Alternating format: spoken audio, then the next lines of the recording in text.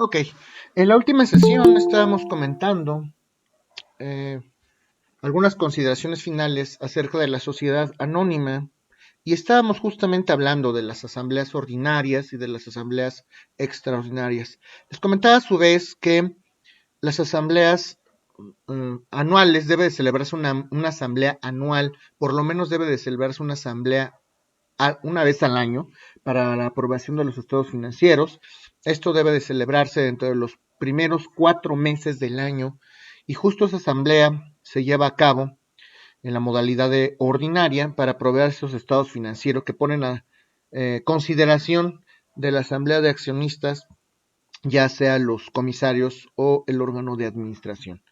Entonces, todo esto referente al pago de impuestos y a la debida administración tanto del órgano administrativo como del comisariado se pone a consideración de la Asamblea de Accionistas para saber si se aprueba o es necesario tomar algún tipo de medida y revocar y hacer nuevos nombramientos.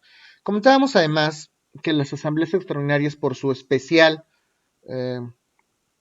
por su especial dedicación y por los temas que se van a tratar en la misma, temas que además vienen insertos en el artículo 182 de la Ley General de Sociedades Mercantiles, eh, van a implicar una modificación al acta constitutiva o al contrato social, mientras que las asambleas generales ordinarias van a tratar sobre temas cotidianos de la sociedad, temas que momento a momento se pueden decidir, como la firma de un contrato, como la revocación de un nombramiento, como un nombramiento, incluso la transmisión de acciones, tratándose de las asambleas extraordinarias, siempre se van a referir o siempre van a traer implícito alguna modificación o alguna reforma al contrato social y por lo tanto tendrán que ser protocolizadas e inscritas en el registro público de comercio.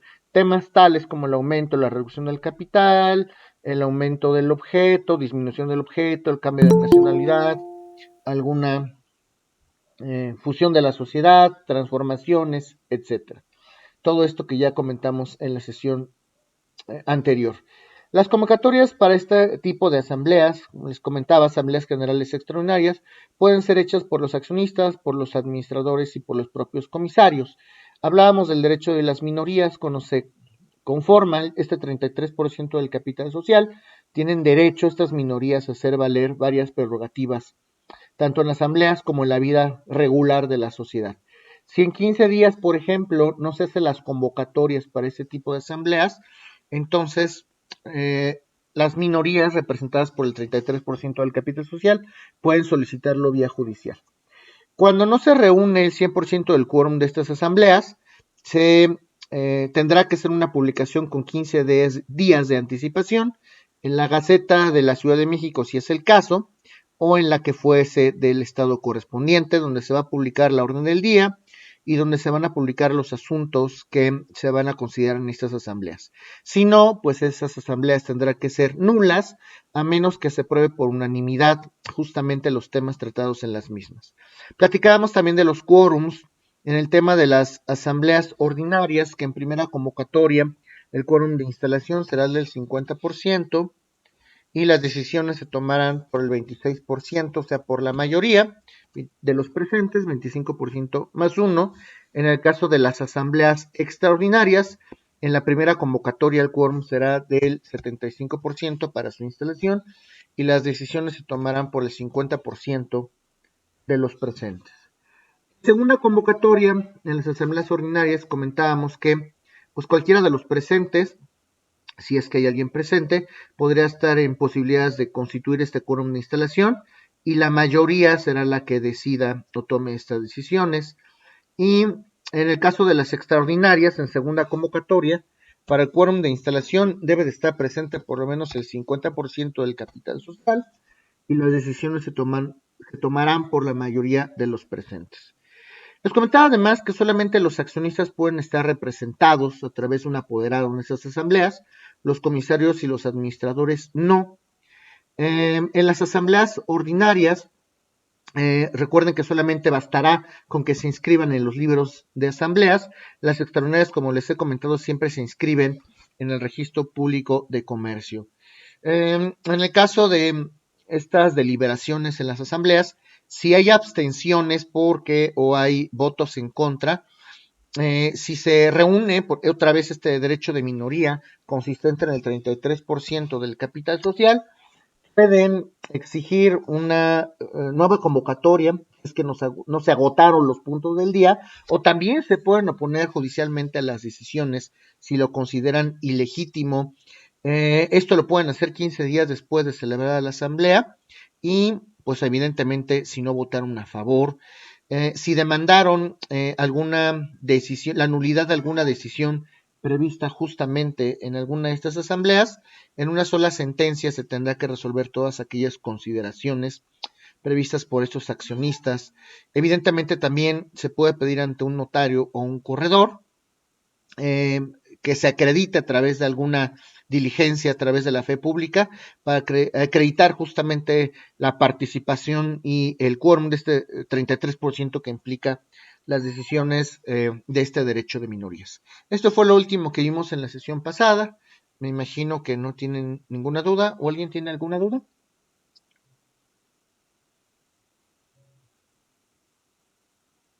No, maestro.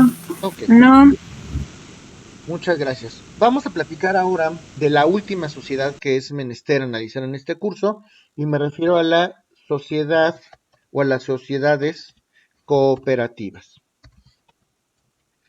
Las sociedades cooperativas son regidas por su propia ley. Hay una ley general de sociedades cooperativas. Debemos considerar además que estas sociedades cooperativas son de orden público e interés social. ¿Esto qué quiere decir? En toda la sociedad nos interesa la existencia de estas sociedades y además será regulada por disposiciones de orden público. Eh, Vamos a hablar, cuando hablamos de sociedades cooperativas, de verdaderas asociaciones colectivas, verdaderos movimientos nacionales que protegen las aportaciones de los trabajadores. Estas sociedades se desarrollaron justamente como una derivación de la protección de los trabajadores, como una derivación a los principios de justicia, de paz social, de igualdad de estos trabajadores como grupos sociales vulnerables a través del derecho del trabajo. Recuerden ustedes que el derecho social, una de las ramas del derecho social es el derecho laboral y los trabajadores son estos entes que se consideran además como grupos sociales vulnerables o desfavorecidos porque el patrón puede abusar de ellos debido a que existe una relación de subordinación. Para evitar todo esto, se crean las sociedades cooperativas donde los trabajadores son auténticamente partícipes de las decisiones que se toman en la vida de la sociedad. Prácticamente ese es el meollo y esta es justamente una de las vicisitudes de estas sociedades. Estas sociedades cooperativas tienen su capital y se manifiesta a través de aportaciones. Aportaciones que hacen todos, tanto patrones como trabajadores, y tanto patrones como trabajadores deberían firmar el acta o deben firmar el acta constitutiva. Si son 50 trabajadores, los 50 van a firmar el acta constitutiva junto con el patrón. Y la sociedad y la propia ley y el propio Estado trata de proteger, trata de acobijar, trata de darle todas estas facilidades a los trabajadores como grupo social desfavorecido, como grupo en estado a lo mejor económicamente desfavorecido. Y por eso es que si hay alguna campaña, por ejemplo, de alfabetización que pueda favorecer a los miembros de una sociedad cooperativa, los patrones o los miembros de esta sociedad cooperativa tienen obligación de cooperar con esos programas establecidos por el gobierno. Estas sociedades cooperativas, además de estar integradas por trabajadores, donde los propios trabajadores también son los socios de la empresa, también pueden optar por la modalidad del capital variable, donde estas variaciones de capital solamente se inscriben en un libro, tienen una duración indefinida y se propone una igualdad entre todos aquellos que componen esta empresa establecida en sus bases constitutivas, que son aquellas que aparecen inscritas. Estas bases constitutivas es el homólogo o es propiamente el acta constitutiva. También estas sociedades cooperativas pueden ser de responsabilidad limitada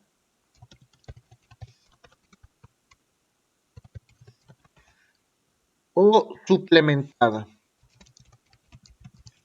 Responsabilidad limitada, como ya lo hemos visto, significa que los miembros o los socios van a responder hasta por el monto de sus aportaciones, y la responsabilidad suplementada significa que si se va un socio, el resto de los socios tendría que responder por ese capital que antes era del trabajador y ahora será o se repartirá entre ellos, o si entra un nuevo trabajador, pues ese nuevo trabajador tendrá que suplir la responsabilidad del que se fue. Obviamente, todas las características y estas bases constitutivas, como lo comentábamos, se inscriben en el Registro Público de Comercio. Hay algunas facilidades que otorga la propia ley por considerar las sociedades que favorecen a estos grupos sociales vulnerables. Por ejemplo, si se piden copias en el Registro Público de Comercio de esta acta constitutiva, a manera de beneficio, estas copias se supone que tendrían que ser gratuitas. Y además hay tres tipos de sociedades cooperativas. Hay tres tipos. El primer tipo son las sociedades de consumo de bienes y servicios. En segundo lugar están las sociedades cooperativas de producción de bienes y servicios. Y en tercer lugar están las sociedades de ahorro y préstamo. ¿Hasta aquí tienen alguna duda de lo que hemos comentado?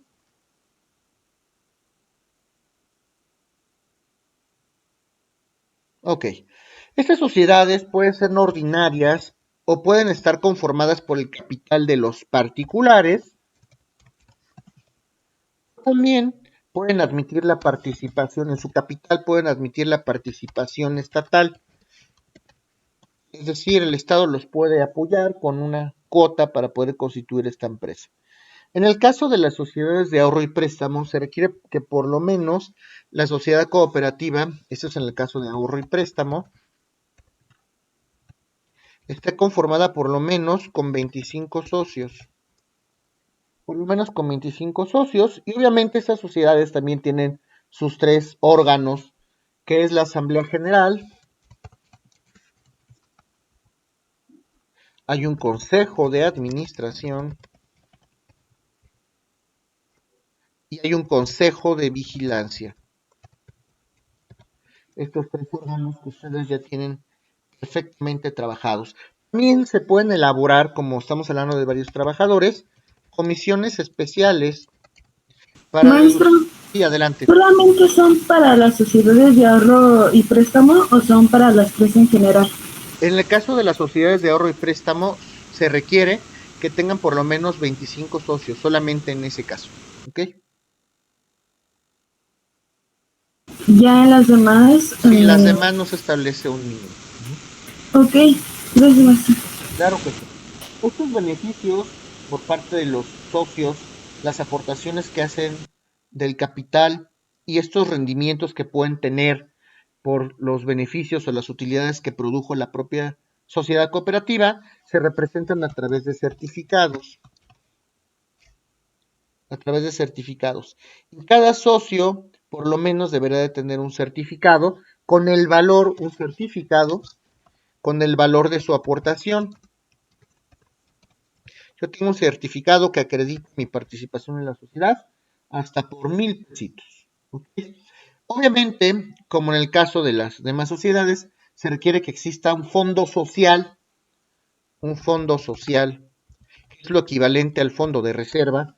En caso de algún imprevisto, equivale al fondo de reserva, un fondo para la previsión social, que en este caso, si tienen que participar en algún programa del gobierno que dé algún beneficio a los miembros, pues se utilizará ese fondo, un fondo para la educación, si fuese necesaria, de los trabajadores de la sociedad cooperativa, y lo que sí se establece en el caso de las demás sociedades es que debe contarse con un mínimo de 5 socios, a excepción, como lo comentábamos ahorita con Dani, de la sociedad de ahorro y préstamo, en cuyo caso se requieren por lo menos 25 socios.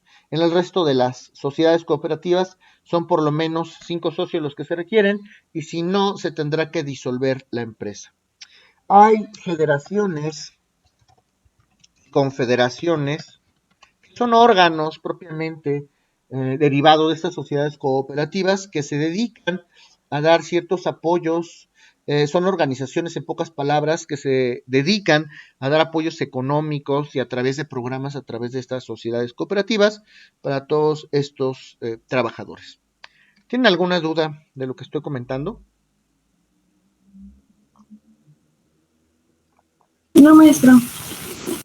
Esto es lo que me interesa que sepan de las sociedades cooperativas. Nos resta entonces hablar de algunos temas. Vamos a hablar ahora. Deben ustedes saber que las sociedades se pueden transformar. Vamos a hablar de la transformación de las sociedades, que en realidad se los voy a comentar de una manera muy somera, porque tendrían que verlo ustedes en la práctica. Pero si una sociedad anónima se quiere convertir o transformar en una sociedad de responsabilidad limitada, por supuesto que se puede hacer. Esto es a través de una operación que se llama, pues, la transformación de sociedades. Se hace a través de una reforma total de los estatutos de la sociedad que se le llama compulsa. Y obviamente se tiene que inscribir en el registro público de comercio. Vamos a hablar, tema importante que lo van a ver, es de las fusiones y las escisiones de las sociedades. Fusiones de las sociedades. Primero vamos a hablar de las fusiones. Y las fusiones, una vez que se hacen, surten efectos 3 meses después. Para que una fusión surta efectos legales, se tiene que llevar a cabo, y 3 meses después de que se lleva a cabo esta fusión, pues va a surtir efectos. Y hay varios tipos de fusiones. ¿Qué es una fusión? Piensen ustedes en esto. Cuando dos sociedades o más dejan de existir y se unen para crear una sola, pues prácticamente estamos fusionando sociedades o estamos dejando de existir como empresas para crear una sola empresa. Y si es una combinación, claro está. De hecho, hay dos tipos de fusiones. Por mucho puedo se pregunta en el examen. Está la fusión por creación o por integración. Fusión por integración o por creación. Cuando dos o más sociedades se extinguen o se disuelven, cuando dos o más sociedades se extinguen o se disuelven para crear una nueva, eso se llama una fusión por integración o por creación. Vamos a suponer que Coca-Cola y Procter & Gamble se disuelven y se van a fusionar y ahora ya no van a ser ni Coca-Cola ni Procter & Gamble. Ahora van a ser Coca-Procter. ¿Sí me entienden? Dos sociedades se extinguen, se fusionan y crean una nueva. Esa es la sociedad por creación o por integración. ¿Está claro? Bueno, está además la fusión por absorción. La fusión por absorción. En este caso, una sociedad enorme, una gran sociedad, absorbe el capital de dos o más empresas que se disolvieron. Es una absorción o incorporación. Vamos a suponer que una empresa enorme, como fuera el caso de, no sé, ¿qué les suena? De L'Oréal París, que también creo que es parte de estas empresas.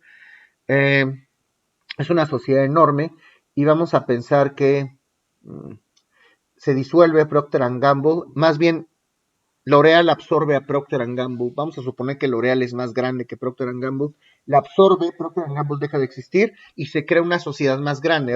Ahora L'Oréal creció, absorbió el capital de Procter & Gamble. ¿Sí me doy a entender o no?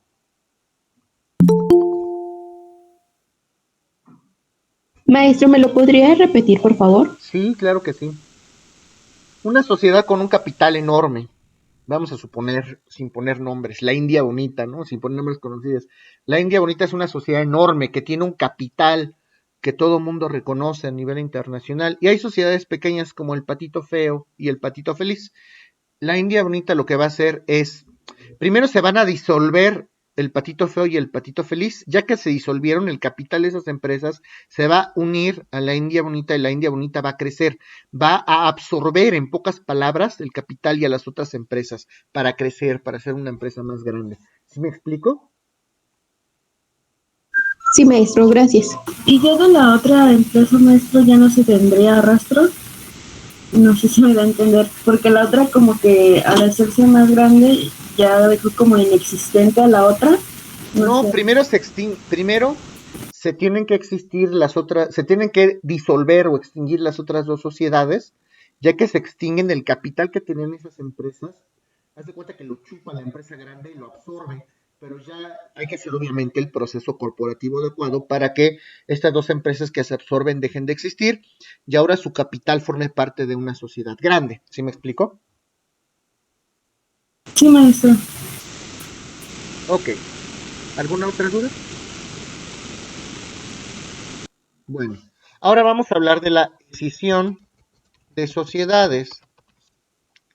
Hablar de escisión de sociedades es la operación totalmente inversa. Cuando una sociedad existente se divide para crear dos o más empresas, estamos hablando de una escisión. Así como en la fusión se absorben sociedades para crear una sola, en la escisión pasa absolutamente lo contrario. Imagínense una sociedad como la costeña, que deje de existir la costeña para crear la costeñota y la costeñita. ¿Sí me explico? Una sociedad se extingue y cuando se extingue da lugar a dos o más sociedades. Se extingue para que tenga sus pequeños hijitos. En vez de ser una gran empresa, se extingue la sociedad y se crean tres más. O dos, o las que sean. ¿Sí me explico? Maestro, ¿me lo puede repetir? Me perdí por un momento. Sí, claro.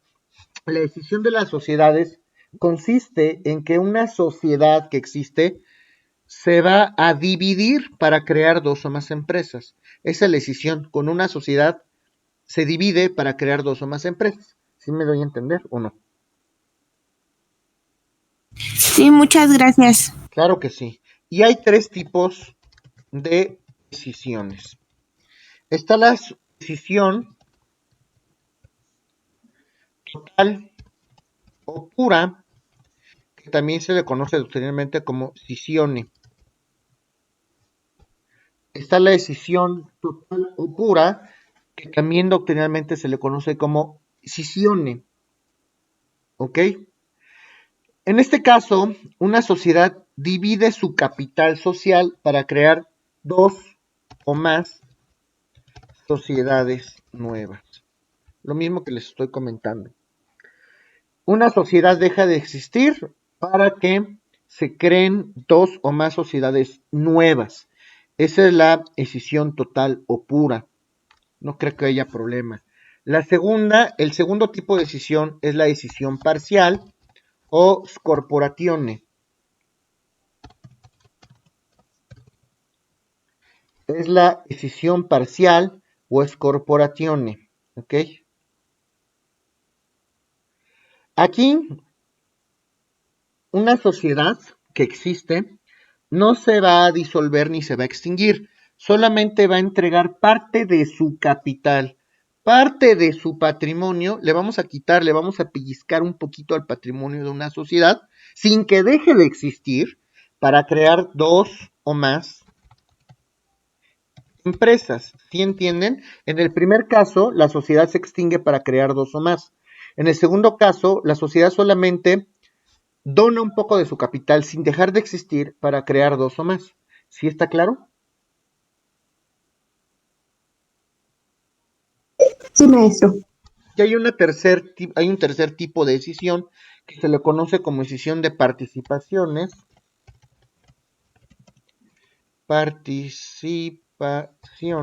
mayoritarias.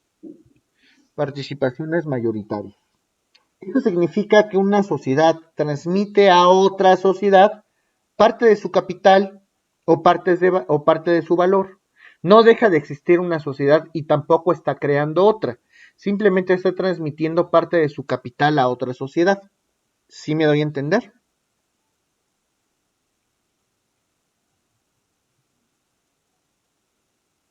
Bueno, esto es lo que me interesa que sepan de las escisiones en derecho societario, de las transformaciones, de las fusiones.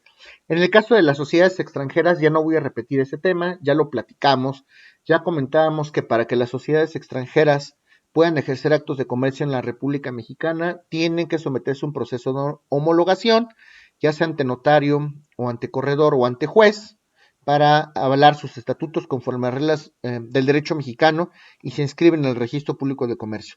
Hay una operación más que deben de conocer, que además viene en la Ley General de Sociedades Mercantiles. No se regula propiamente como una sociedad. De hecho, algunos tratadistas le han dado el trato de contrato. Deben ustedes conocer la figura de la asociación de participación. Y esto es muy importante porque a lo mejor les puede servir para un proyecto en especial. Tal vez no tenga que constituir una empresa si es que tengo algún proyecto en especial y quiero trabajarlo con algunos socios. La asociación en participación, en efecto, es un contrato por virtud del cual una persona concede a otras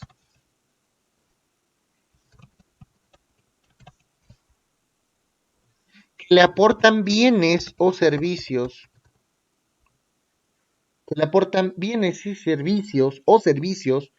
una participación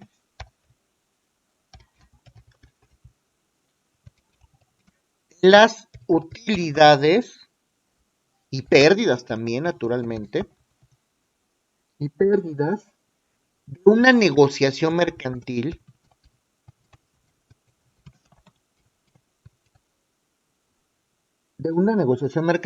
o de una o varias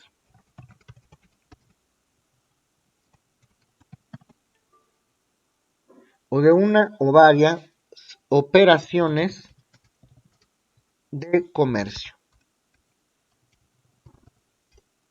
Repito, es un contrato por virtud del cual una persona concede a otras que le aportan bienes o servicios una participación en las utilidades y en las pérdidas de una negociación mercantil o de una o varias operaciones de comercio.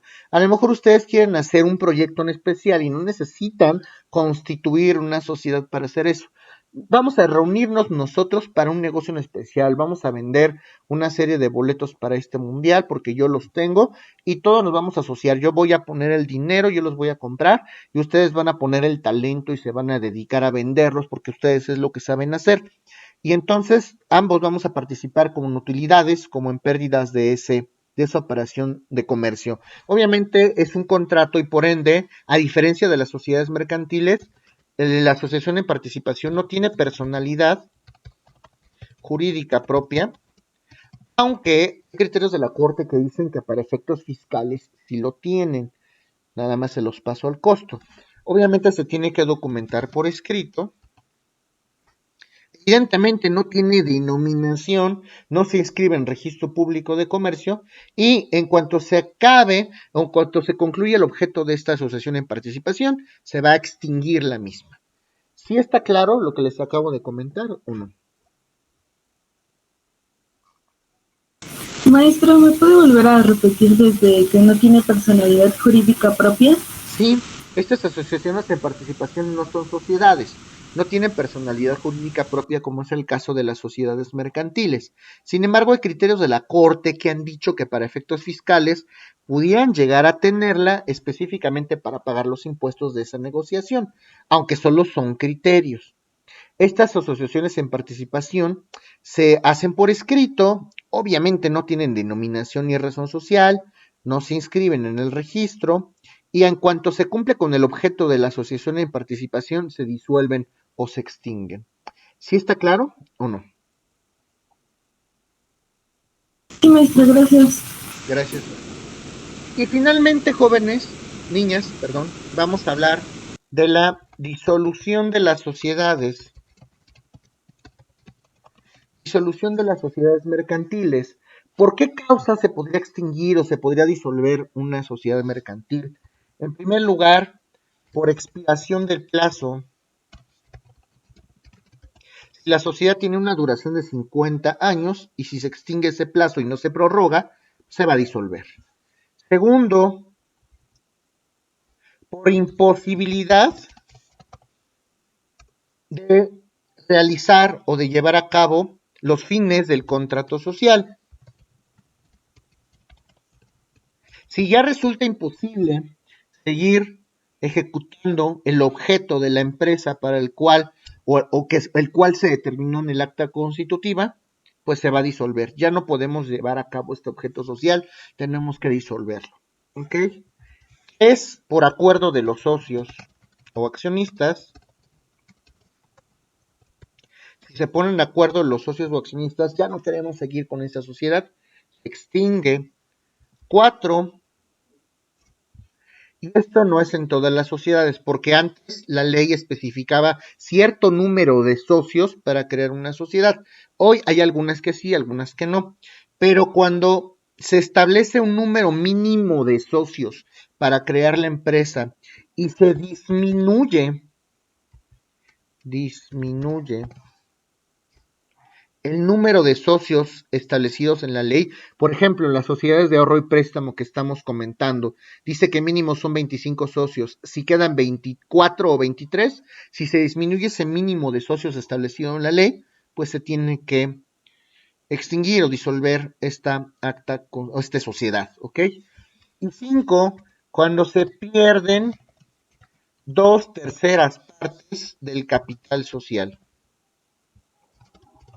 Cuando se pierden 2/3 partes del capital social. Estas son las causas por las cuales se puede disolver o se puede extinguir una sociedad mercantil. Ahora, para disolver una sociedad hay 3 pasos. Hay 3 pasos. En el primer momento, primero se tiene que hacer un acta de asamblea donde los socios acuerdan disolver la sociedad. Y se van a nombrar a unas personas que se les llaman liquidadores. Estos liquidadores, que generalmente son los administradores, se van a encargar de pagar todas las deudas de la sociedad. Pagar todas las deudas de la sociedad. Esta acta se manda a protocolizar, se manda a inscribir al registro público de comercio y surte efectos frente a terceros, en lo que los liquidadores pagan todo lo que debe la empresa. ¿Ok? En un segundo momento, la empresa, la sociedad, tiene que estar al corriente con sus obligaciones fiscales. Ya que está al corriente con sus obligaciones, ya que no debe nada a nadie, ya que no debe impuestos, los mismos liquidadores dan de baja en el SAT a la empresa, a la sociedad. Eso ocurre en un segundo momento. ¿Hasta aquí tienen alguna duda? No, maestro. Y en un tercer y último momento, se hace una nueva acta de asamblea. Se hace una nueva acta de asamblea donde se aprueba justamente la liquidación que hicieron los liquidadores. Si ya se tiene la baja del SAT en la mano, pues entonces ya se puede aprobar en definitivamente, se aprueba la liquidación de la sociedad. Se manda a inscribir al registro público de comercio, se protocoliza obviamente, se manda a inscribir al registro público de comercio y automáticamente se da de baja o se extingue el folio de esta empresa en el registro público de comercio. ¿Tienen alguna duda, muchachos, de lo que estoy comentando? No, maestro. Ok.